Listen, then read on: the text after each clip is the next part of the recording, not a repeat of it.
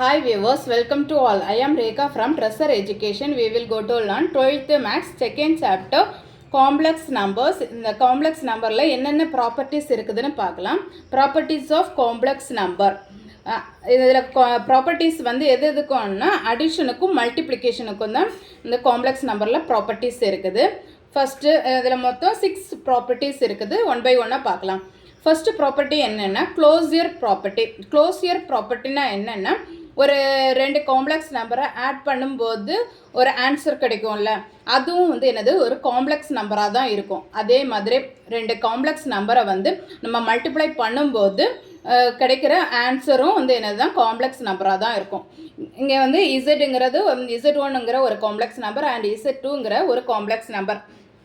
எக்ஸாம்பிளுக்கு 2 + 3i and 4 + 5i. இந்த ரெண்டுமே நம்ம வந்து ஆட் பண்ணாலும் நமக்கு வந்து என்ன தான் கிடைக்கும், ஒரு காம்ப்ளெக்ஸ் நம்பர் தான் கிடைக்கும்.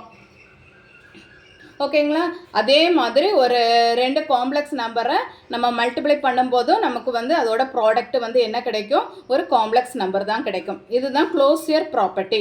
ஓகேங்களா? நமக்கு வந்து ப்ராப்ளத்தில் வந்து க்ளோசியர் ப்ராப்பர்ட்டியை ப்ரூஃப் பண்ணுங்கன்னு கேட்டாங்கன்னா அது வந்து ரெண்டு என்னது அடிஷனாக இருந்துச்சுன்னா ரெண்டு காம்ப்ளெக்ஸ் நம்பரை ஆட் பண்ணணும். அதே இது மல்டிப்ளிகேஷனாக இருந்தால் ரெண்டு காம்ப்ளெக்ஸ் நம்பரையும் மல்டிப்ளை பண்ணணும். அதுதான் க்ளோசியர் ப்ராப்பர்ட்டி.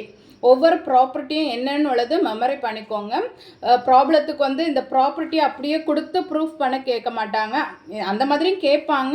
நெக்ஸ்ட்டு வந்து ப்ராப்பர்ட்டியை நம்மளே எழுதி ப்ரூஃப் பண்ண மாதிரியும் இருக்கும். நெக்ஸ்ட்டு வந்து காம்யூட்டேட்டிவ் ப்ராப்பர்ட்டி. காம்யூட்டேட்டிவ் ப்ராப்பர்ட்டினா என்னென்னா நமக்கு வந்து இங்கே வந்து ஒரு எக்ஸாம்பிளுக்கு எழுதுகிறேன். ஜஸ்ட் ஒரு நம்பர், ரியல் நம்பர் 1 + 2 என்ன ஆன்சர் கிடைக்கும், 3 கிடைக்கும். அதே மாதிரி 2 + 1 நமக்கு என்ன கிடைக்கும், 3 தான் கிடைக்கும். அதே கான்செப்ட் தான். இங்கே வந்து ரெண்டு காம்ப்ளெக்ஸ் நம்பரை ஃபஸ்ட்டு ஆட் பண்ணுறோம். அதே தான் அதை என்னது திருப்பி போட்டு திருப்பி நம்ம ஆட் பண்ணுறோம். இப்போ எப்படி ஆட் பண்ணாலும் நமக்கு வந்து அதோட ஆன்சர் வந்து சேமாக தான் இருக்கும். அதுதான் காம்யூட்டேட்டிவ் ப்ராப்பர்ட்டி. அதே மாதிரி தான் மல்டிப்ளிகேஷனுக்கும் என்னது 2 3s என்ன 6. அதே மாதிரி 3 2s என்ன தான் 6 தான். அதே கான்செப்ட் தான். ஓகேங்க? இதுதான் என்னது commutative property. Next associative property. அசோசியேட்டிவ் ப்ராப்பர்ட்டினா என்னென்னா 3 காம்ப்ளெக்ஸ் நம்பர். இது வரைக்கும் 2 காம்ப்ளெக்ஸ் நம்பரை பார்த்தோம். இங்கே அசோசியேட்டிவ் ப்ராப்பர்ட்டியில் வந்து என்னது 3 complex number. 3 complex number. First வந்து இங்கே என்னென்னா நான் எக்ஸாம்பிளுக்கு காம்ப்ளெக்ஸ் நம்பரை எழுதலை, லெந்தியாக இருக்கும், ரியல் நம்பர்ஸை எழுதுகிறேன். 1 + 2 + 4. அதே மாதிரி இங்கே வந்து என்ன 1 + ப்ராக்கெட்டுக்குள்ளாடி 2 + 4. இப்போது நம்ம என்ன பண்ணுவோம், ப்ராக்கெட்டுக்குள்ளதை ஃபஸ்ட்டு ஆட் பண்ணுவோம். 2 + 1 வந்து என்ன 3 + 4. அதே மாதிரி இங்கே 1 + 4 + 2 6. இங்கே என்ன வரும் 4 + 3 வந்து 7. அதே மாதிரி இங்கே 6 + 1 7. இதே கான்செப்ட் தான். ஃபஸ்ட்டு ரெண்டு காம்ப்ளெக்ஸ் நம்பரை ஆட் பண்ணிவிட்டு அது அந்த ஆன்சருக்கு கூட தேர்டு காம்ப்ளெக்ஸ் நம்பரை வந்து ஆட் பண்ணுறது. தென் அது வந்து எதுக்கு ஈக்குவலாக இருக்கும்னா லாஸ்ட்டு ரெண்டு காம்ப்ளெக்ஸ் நம்பரை ஆட் பண்ணிவிட்டு அந்த ஆன்சரை வந்து ஃபஸ்ட்டு காம்ப்ளெக்ஸ் நம்பரில் ஆட் பண்ணும்போது கிடைக்கிற ஆன்சரும் ஈக்குவலாக இருக்கும். இதுதான் என்னது அசோசியேட்டிவ் ப்ராப்பர்ட்டி. அதே மாதிரி தான் மல்டிப்ளிகேஷனுக்கும் என்னது 1 2s 2. தென் அதுக்கு கூட இன்னொரு காம்ப்ளெக்ஸ் நம்பரை மல்டிப்ளை பண்ணணும். அதுக்கப்புறம் இங்கே வந்து ஈக்குவல்ட்டுக்கு ரைட் சைடில் என்ன ஃபஸ்ட்டு நம்பரை வெளியில் வச்சுட்டு செகண்ட் அண்டு தேர்டு நம்பரை ஃபஸ்ட்டு மல்டிப்ளை பண்ணணும். என்னது 2. நெக்ஸ்ட்டு 2 × 4. இங்கே என்ன வரும் 1 4 2s 8. இங்கே என்ன வரும் 4 2s 8. அதே மாதிரி இங்கே 8 × 1 8. இதே கான்செப்ட் தான். ஓகேவா? இதுதான் வந்து என்னது அசோசியேட்டிவ் ப்ராப்பர்ட்டி. நெக்ஸ்ட் ப்ராப்பர்ட்டி என்னென்னா அடிட்டிவ் ஐடென்டிட்டி. அதே மாதிரி இங்கே வந்து மல்டிப்ளிகேட்டிவ் ஐடென்டிட்டி. அடிட்டிவ் ஐடென்டிட்டினா என்னென்னா இதுதான் இந்த 0 = 0 + 0i என்னென்னா அடிட்டிவ் ஐடென்டிட்டி. அதே இது மல்டிப்ளிகேட்டிவ் ஐடென்டிட்டினா 1 = 1 + 0i. 0 கொண்டு 0 ஆட் பண்ணும்போது நமக்கு ஆன்சர் வந்து என்னது 0 தான் கிடைக்கும். அதுதான் அடிட்டிவ் ஐடென்டிட்டி. அதே மாதிரி 1 கொண்டு 0 ஆட் பண்ணுற டைமில் நமக்கு ஆன்சர் என்ன கிடைக்கும்? 1 கிடைக்கும். இதுதான் என்னது மல்டிப்ளிகேட்டிவ் ஐடென்டிட்டி. இந்த அடிட்டிவ் ஐடென்டிட்டிக்கு என்னது ஃபார்முலா என்னென்னா Z + 0 ஒரு காம்ப்ளெக்ஸ் நம்பருக்கு கூட 0 ஆட் பண்ணும்போது நமக்கு என்ன கிடைக்கும்? அதே இது காம்ப்ளெக்ஸ் நம்பர் தான் கிடைக்கும். நம்ம எக்ஸாம்பிளுக்கு 4 + 0 எந்த நம்பருக்கு கூட நம்ம 0 ஆட் பண்ணாலும் அதுக்கு என்னது அதே நம்பர் தான் கிடைக்கும். 4 தான் ஆன்சராக கிடைக்கும். நம்ம 0 + 4னால நமக்கு வந்து என்ன தான் கிடைக்கும்? 4 தான் கிடைக்கும். சேம் அதே காம்ப்ளெக்ஸ் நம்பர் தான் கிடைக்கும். அதுதான் என்ன அடிட்டிவ் ஐடென்டிட்டி. அதே இது மல்டிப்ளிகேட்டிவ் ஐடென்டிட்டினா ஏதோ ஒரு காம்ப்ளெக்ஸ் நம்பரை வந்து 1 கொண்டு நம்ம மல்டிப்ளை பண்ணணும்னா நமக்கு அதே செய்யும். நம்ம என்னது 3 × 1 என்ன நமக்கு 3 தான் கிடைக்கும். அதே இதுதான் நம்பர் தான் கிடைக்கும். இதுதான் மல்டிப்ளிகேட்டிவ் ஐடென்டிட்டி. ஐடென்டிட்டிக்கு ஃபார்மெட் வந்து என்னது 0 = 0 + 0i. அதே மாதிரி மல்டிப்ளிகேட்டிவ் ஐடென்டிட்டி ஃபார்மெட் என்னென்னா 1 = 1 + 0i. நெக்ஸ்ட்டு வந்து அடிட்டிவ் இன்வர்ஸ். இன்வர்ஸ்னால என்னது அதோட ரெசிப்ரோக்கல். ஒரு காம்ப்ளெக்ஸ் நம்பர் இருந்துச்சுன்னா அதோட ரெசிப்ரோக்கல். இதுதான் வந்து இன்வர்ஸ்.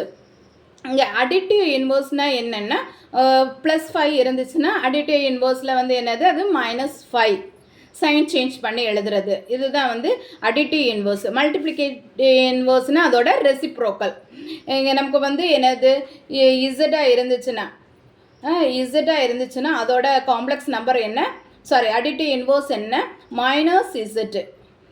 ஒரு 2 + 3i இருக்குதுல்ல, இதோட அடிட்டிவ் இன்வர்ஸ்னால் என்னது -2 + 3i. இதுதான் அடிட்டிவ் இன்வர்ஸ். இங்கே என்ன இது கொடுத்துருக்காங்கன்னா ஒரு காம்ப்ளெக்ஸ் நம்பரையும் அதோட இன்வர்ஸையும் நம்ம ஆட் பண்ணும்போது நமக்கு என்ன கிடைக்கும்? 0 கிடைக்கும். எக்ஸாம்பிளுக்கு என்னென்னா 5 எடுத்துக்கோங்க. 5 அதோட இன்வர்ஸ்னு வரச்சில் என்ன வரும்? -5. அப்போ 5 - 5 என்ன வரும்? 0 வரும். அதுதான் இங்கே கொடுத்துருக்காங்க. ஒரு காம்ப்ளெக்ஸ் நம்பரையும் அதோட இன்வர்ஸையும் நம்ம வந்து ஆட் பண்ணோம்னா நமக்கு என்ன கிடைக்கும்? 0 கிடைக்கும். அதே இது மல்டிப்ளிகேட்டிவ் இன்வர்ஸ்னால் என்னென்னா என்னது ஒரு இசட்டுங்கிற காம்ப்ளெக்ஸ் நம்பருக்கு இன்வர்ஸ் எடுக்கிறதுனா என்ன? இன்வர்ஸ்னால் எப்படி எழுதுவாங்க? Z inverse.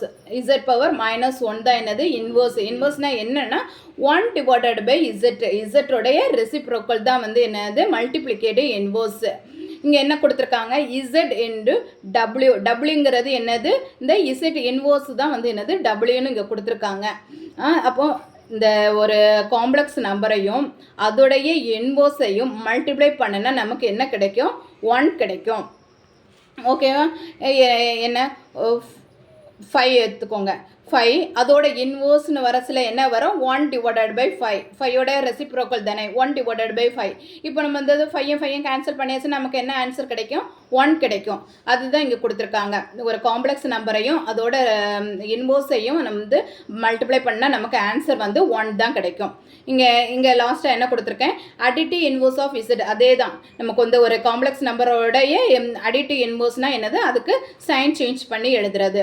மைனஸாக இருந்தால் ப்ளஸ் போடணும், ப்ளஸ்ஸாக இருந்தால் மைனஸாக தான் சைன் சேஞ்ச் பண்ணி எழுதுறது.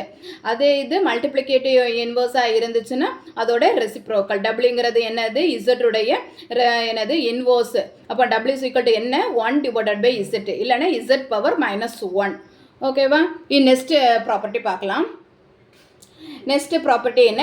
Distributive property. டிஸ்ட்ரிபியூட்டிவ் ப்ராப்பர்ட்டினா என்னென்னா மல்டிப்ளிகேஷன் டிஸ்ட்ரிபியூட்ஸ் ஓவர் அடிஷன். இங்கே வந்து என்னது மல்டிப்ளிகேஷனும் இருக்கும், தென் அடிஷனும் இருக்கும். இங்கே வந்து 3 காம்ப்ளெக்ஸ் நம்பர் கொடுத்துருக்காங்க. ஓகேவா? இதுக்கு நான் எக்ஸாம்பிளுக்கு காம்ப்ளெக்ஸ் நம்பரை எடுக்கல, ரியல் நம்பர்ஸை வச்சு எக்ஸாம்பிள் சொல்லித்தரேன். என்னென்னா ஒரு 2ங்கிற ஃபர்ஸ்ட் Z1 = 2 எடுத்துக்கோங்க. தென் வந்து Z2 = 3. அதே மாதிரி Z3 = 4. ஓகேவா? என்னது ஃபஸ்ட்டு நம்ம வந்து ஆட் பண்ணணும். 4 + 3 7. அதுக்கப்புறமா இந்த 2 கொண்டு நம்ம மல்டிப்ளை பண்ணணும். 7 2s are 14. இதுக்கு வந்து நமக்கு வந்து இங்கே ஈக்குவல்ட்டுக்கு ரைட் சைடில் என்ன கொடுத்துருக்காங்க? இந்த Z1 கொண்டு மல்டிப்ளை பண்ணியிருக்காங்க. அப்போ என்னது Z1 Z2 plus next Z1 Z3. ஓகேவா, இதுதான் first distributive property. First complex நம்பரை மல்டிப்ளிகேஷன்லேயும் next second and third complex நம்பரை ஆட் பண்ணணும். ரெண்டும் ஆட் பண்ணிவிட்டு கிடைக்கிற ஆன்சரை கொண்டு ஃபஸ்ட்டு காம்ப்ளெக்ஸ் நம்பரில் வந்து மல்டிப்ளை பண்ணணும். இதுதான் இங்கே வந்து நமக்கு வந்து Z1 Z2 plus Z1 Z3 இந்த Z1 கொண்டு உள்ளே கொண்டு மல்டிப்ளை பண்ணியிருக்கோம். நெக்ஸ்ட்டு வந்து இங்கே என்னென்னா ஃபஸ்ட்டு 2 காம்ப்ளெக்ஸ் நம்பரையும் ஆட் பண்ணணும். ஃபஸ்ட்டு 2 காம்ப்ளெக்ஸ் நம்பர்னால் என்ன, இங்கே 2 + 3 இதுதான் ஃபஸ்ட்டு 2 காம்ப்ளெக்ஸ் நம்பர்னு வச்சுக்கோங்க. இதை ஃபஸ்ட்டு ஆட் பண்ணிவிட்டு அதுக்கு கூட வந்து தேர்டு காம்ப்ளெக்ஸ் நம்பரை மல்டிப்ளை பண்ணணும். 2 + 3 வந்து என்னது 5 5 × 4 5 4 20. ஓகேவா, இந்த மாதிரி இது இங்கே அதுக்கப்புறமா ஈக்குவல் ரைட் சைடில் என்ன வந்திருக்கு, இந்த Z3 கொண்டு உள்ளே மல்டிப்ளை பண்ணுறோம். அப்போ என்ன வரும், Z1 Z3 plus Z2 × Z3. இதுதான் வந்து என்னது டிஸ்ட்ரிபியூட்டிவ் ப்ராப்பர்ட்டி. ஓகேவா, மொத்தம் 6 ப்ராப்பர்ட்டியும் கம்ப்ளீட் ஆகிடுச்சு. நெக்ஸ்ட்டு வந்து இங்கே என்ன கொடுத்துருக்காங்கன்னா complex number obey law of indices. என்னென்னா நமக்கு வந்து Z power m × Z power n Z power 6 × Z power 5ன்னு வச்சுக்கோங்க. அப்போது நம்ம வந்து இங்கே வந்து இசட்டுங்கிறது காமனாக இருக்குது. இசட்டுங்கிறது என்னது காமனாக இருக்குது. அப்போ இசட் அப்படியே வச்சுட்டு மல்டிப்ளிகேஷனில் இருந்துச்சுன்னா பவர்ஸை வந்து நம்ம ஆட் பண்ணணும். இது தெரிஞ்சுக்கோங்க. நமக்கு வந்து ஒரு இது 2 காம்ப்ளெக்ஸ் நம்பர் மல்டிப்ளிகேஷனில் இருந்துச்சுன்னா நம்ம வந்து பவர்ஸை வந்து ஆட் பண்ணணும். நெக்ஸ்ட்டு வந்து டிவிஷனில் இருந்துச்சுன்னா 2 காம்ப்ளெக்ஸ் நம்பர் இல்லை, ஒரு காம்ப்ளெக்ஸ் நம்பர் தான். அதை வந்து நம்ம வந்து டிவிஷனில் இருந்துச்சுன்னா வந்து என்னது பவர்ஸை வந்து சப்ட்ராக்ஷன் பண்ணணும். டிவிஷனில் இசட்டுங்கிற காம்ப்ளெக்ஸ் நம்பர் சேம் அதே காம்ப்ளெக்ஸ் நம்பர் தான். டிவிஷனில் இருந்துச்சுன்னு வச்சுக்கோங்க, நம்ம வந்து பவர்ஸ் ஆட் பண்ணணும். என்னென்னா Z பவர் 6ன்னு வச்சுக்கோங்க. நெக்ஸ்ட்டு வந்து Z பவர் 3 இந்த மாதிரி இருந்துச்சுன்னா நம்ம வந்து Z = 6 - 3. மல்டிப்ளிகேஷனில் இருந்துச்சுன்னா பவர்ஸ் ஆட் பண்ணணும். அதே இது டிவிஷனில் இருந்துச்சுன்னா சப்ட்ராக்ஷன் பண்ணணும். இது ரெண்டும் வந்து தெரிஞ்சுக்கோங்க. நெக்ஸ்ட்டு என்ன கொடுத்துருக்காங்கன்னா Z power m the whole power n, Z power 3 the whole power 2. இந்த மாதிரி நமக்கு வந்து இந்த பவருக்கு மேலே இன்னொரு பவர் கொடுத்துருந்தாங்கன்னா நம்ம பவர்ஸை வந்து மல்டிப்ளை பண்ணணும். பவருக்கு மேலே 2 பவர் கொடுத்துருந்தாங்கன்னா என்ன பண்ணணும்னா 2 பவரையும் மல்டிப்ளை பண்ணணும். Z = 3 × 2 3 2s are 6. அப்போ Z பவர் 6ன்னு கிடைக்கும். நெக்ஸ்ட்டு வந்து இங்கே என்ன கொடுத்துருக்காங்கன்னா 2 காம்ப்ளெக்ஸ் நம்பர். இது வரைக்கும் ஒரே காம்ப்ளெக்ஸ் நம்பரை வச்சு எப்படின்னு பவர்ஸ் எப்படி கால்குலேட் பண்ணுறதுன்னு தான் பார்த்தோம். இனி 2 complex number Z1 × Z2 2 complex நம்பருக்கும் பவர் வந்து சேமாக இருக்குது. ஆனால் காம்ப்ளெக்ஸ் நம்பர் டிஃப்ரெண்ட்டாக இருக்குது. அப்போ அதை வந்து எப்படி ஸ்ப்ளிட் பண்ணிக்கணும்னு தெரியுமா, ஒவ்வொன்றுக்கும் அதே பவரை போட்டுக்கணும். ஏன்னா நம்ம என்ன பண்ணுவோம், XYன்னு எடுத்துக்கலாம். XY த ஹோல் பவர் 5ன்னு வச்சுக்கோங்க. அப்போ எப்படி எழுதுவோம்னா X பவர் 5 × Y பவர் 5. அந்த பவர்ங்கிறது ரெண்டுக்குமே வரும், 2 காம்ப்ளெக்ஸ் நம்பருக்குமே நம்ம எடுத்து எழுதணும். ஓகே, இது வந்து நம்ம காம்ப்ளெக்ஸ் நம்பரில் உள்ள லாஸ். என்னது 2 மல்டிப்ளிகேஷனில் இருந்துச்சுன்னா பவர்ஸ் ஆட் பண்ணணும். அதே இது டிவிஷனில் இருந்துச்சுன்னா பவரை சப்ட்ராக்ஷன் பண்ணணும்.